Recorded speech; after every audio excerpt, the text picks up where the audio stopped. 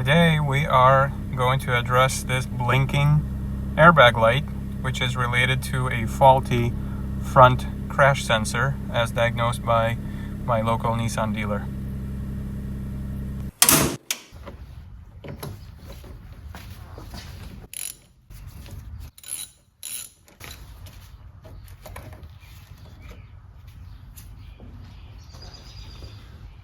Three minutes. So this is what a front crash sensor looks like on a second generation Nissan Xterra and Nissan Frontier. Possibly Nissan Pathfinder would look the same, minus the two nuts that I've already taken off. So in order to remove the old crusty crash sensor, which I have removed previously, but just wanted to demonstrate to you. So the two 10mm nuts come off, then you take this front cover off. Now my sensor is really corroded. This is already, I've taken that off and cleaned it up, but you know, this guy comes off and it's attached to the wire harness still. And so once you pull this guy off, the bracket behind it is probably going to be corroded as well. I have taken this off and refinished it already. Instead of buying a new one from Nissan for $120, I just refinished this one. But you can see how corroded the sensor is. There's stuff falling off of it still. Now, the way the harness works is, you know, once you have it plugged in, the way you take it off is you would pull back on this tab here. It's spring-loaded, so you pull back and then you disconnect the harness. So that's how that comes off. And that's what that connector looks like here. Okay. And then I'll show you in a moment what a new one looks like. So I bought this from Nissan. In fact, kudos to Nissan at Bill K's in Downers Grove, Illinois. This is the part number for the front crash sensor. And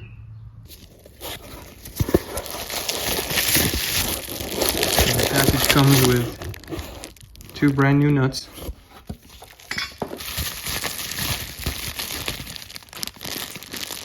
And then a brand new crash sensor. So before you remove the crash sensor, you want to make sure that the batteries get disconnected for at least 3 minutes, so all the electrical charge comes off of it and you don't have a spontaneous deployment of the airbags. So that's the new crash sensor. Here's the old one.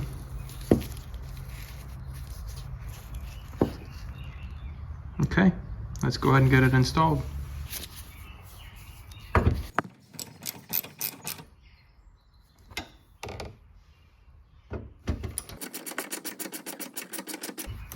Now, one thing to note, when I was removing this bracket, it was really corroded, and these nuts over here were corroded. In fact, the spindle was coming out just as far as this one is, and as I was taking them off, I used PB Blaster to loosen that up, but still it snapped the bolts.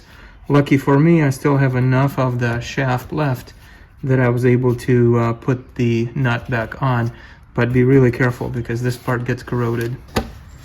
Remember those nuts I was saying that got snapped? That's where they got snapped.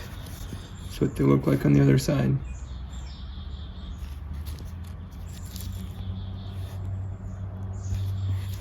So be careful, don't do that. And then of course the new nuts came with the new sensor here, so we're gonna install that. Comes the sensor here.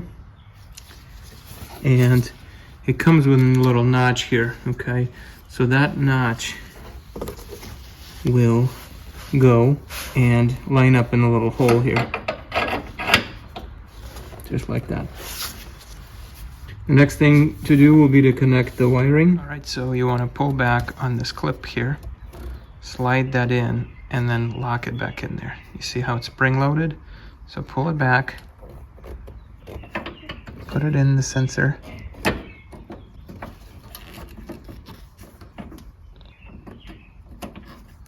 The struggle is real here. All right, so once you have it snapped on, it should look like this. And then you go ahead and install it.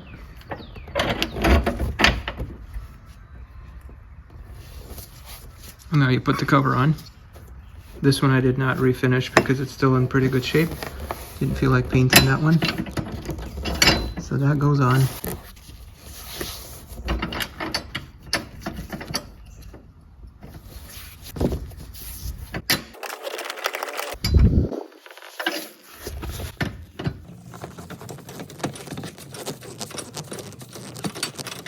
So that started by hand. Now I use my ratchet. Finish that off. Now, there is a torque spec on it that we're going to follow.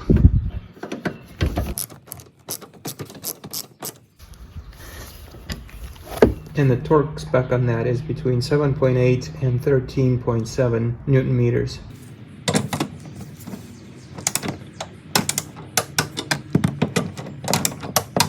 That's it, job's done. Time to reconnect the battery.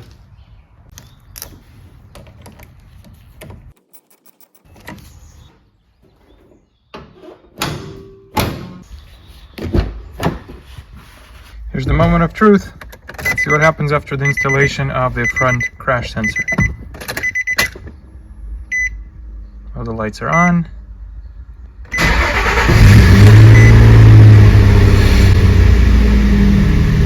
And the airbag keeps blinking.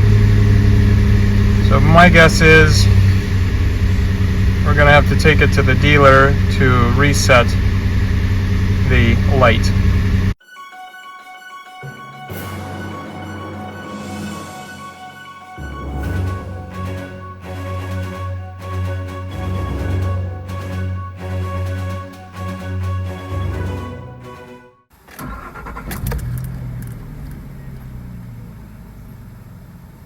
Would you just look at that? Look, Ma.